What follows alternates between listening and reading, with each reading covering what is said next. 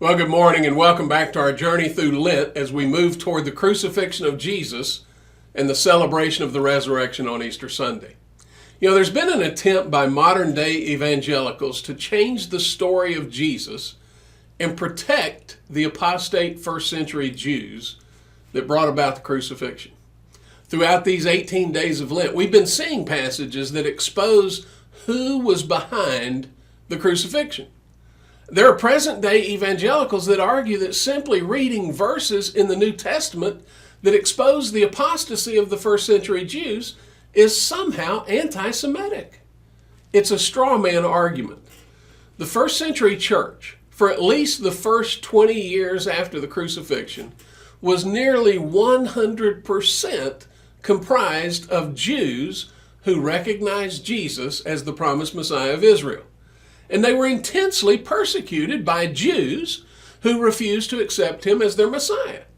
Jesus was very clear. He told his disciples that they would be hated and persecuted and even scourged in their synagogues.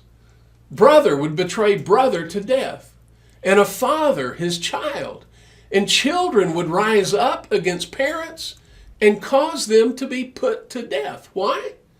Over receiving and following Jesus as the promised Messiah of Israel.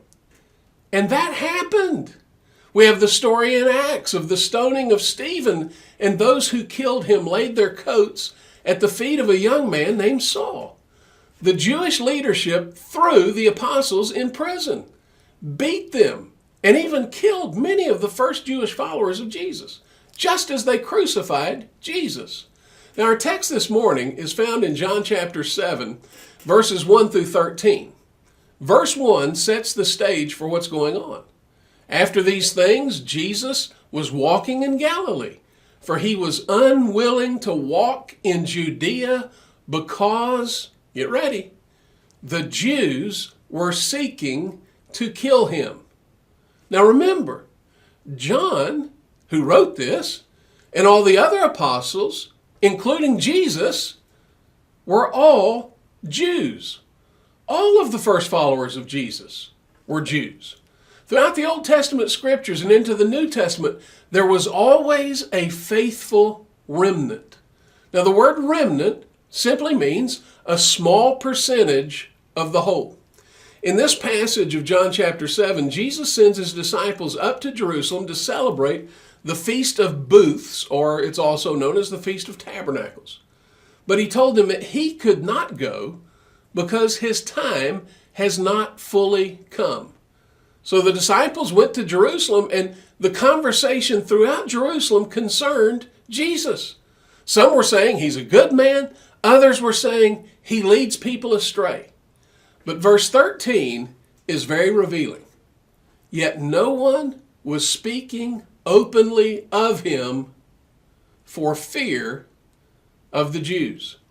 Now, as we journey to the crucifixion, we're going to see the rising divide between the Jews who embraced Jesus as their Messiah and the Jews who were hostile to Jesus as their Messiah, and the Jews who just weren't sure yet or were unwilling to publicly declare their support for him out of fear of what might happen to them if they did. Now, as uncomfortable as this issue is for some to discuss, it's an important part of the gospel. He came to his own, and his own did not receive him. I hope you'll let the scriptures speak for themselves and become convinced of the significance of this issue. Hey, thanks for joining me today. I look forward to being with you again tomorrow morning, and I hope your day today is a great one.